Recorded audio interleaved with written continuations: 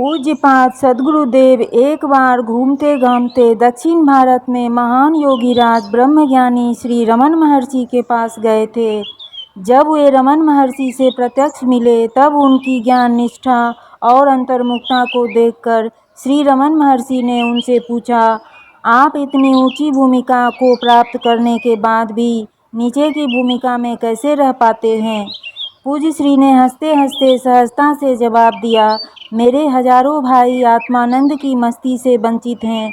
उन लोगों को आत्मानंद की प्राप्ति कराने के लिए नीचे की भूमिका में रहना मैं ज़्यादा पसंद करता हूँ।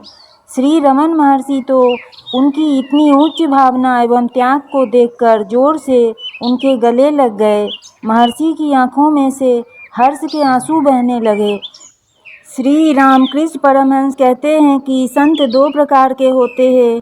जिस प्रकार लकड़ी का छोटा टुकड़ा पानी में तैरता है, परंतु उस पर यदि एक छोटा सा पक्षी भी बैठे तो पक्षी सहित वह टुकड़ा पानी में डूबने लगेगा, किंतु बड़े वृक्ष के तने के लकड़े में से बनाई गई नाव खुद तो पानी में तैरती है और दूसरे यात्रियों को भी पार पहुंचाती है।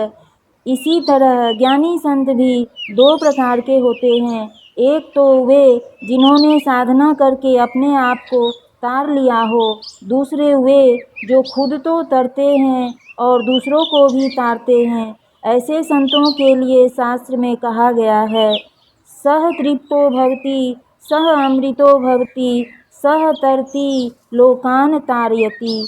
स्वामी विवेकानंद कहते थे, ईश्वर के मार्ग पर चलना भक्त बनना सरल है, भक्त से जिज्ञासु बनना सरल है, जिज्ञासु होकर आत्म साक्षात्कार कर लेना और परमात्म प्रेम की पराकाष्ठा पर पहुंच जाना भी सरल है, परंतु गुरु बनना खूब कठिन है। गुरु पद एक भयंकर अभिशाप है। आत्म साक्षात्कार की ऊंचे से ऊंची अनुभूति करने के बाद भी उससे नीचे आकर एक एक व्यक्ति के साथ सिर खपाकर उसे उस अनुभूति तक ले जाना, यह कोई सरल काम नहीं है। पत्थर को भगवान बनाना सरल है, क्योंकि पत्थर शिल्पी का विरोध नहीं करता, परंतु इस जीव को, दो हाथ पैर वाले मनुष्य को शिव बनाना, यह बहुत कठिन काम है, क्योंकि अज्ञानी जीव जरा जरा सी बात में विरोध करता है।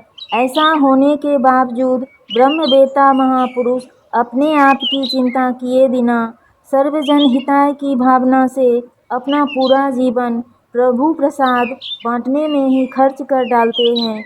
जगत में जो कुछ भी शांति आनंद दिखता है, वह ऐसे महापुरुषों की करुणा कृपा का ही परिणाम है।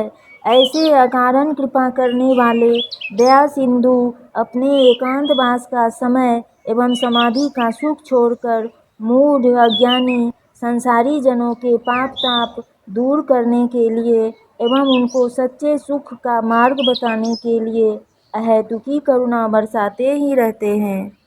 साधक गण इस कहानी को दूसरे तक भी पहुँचाएं।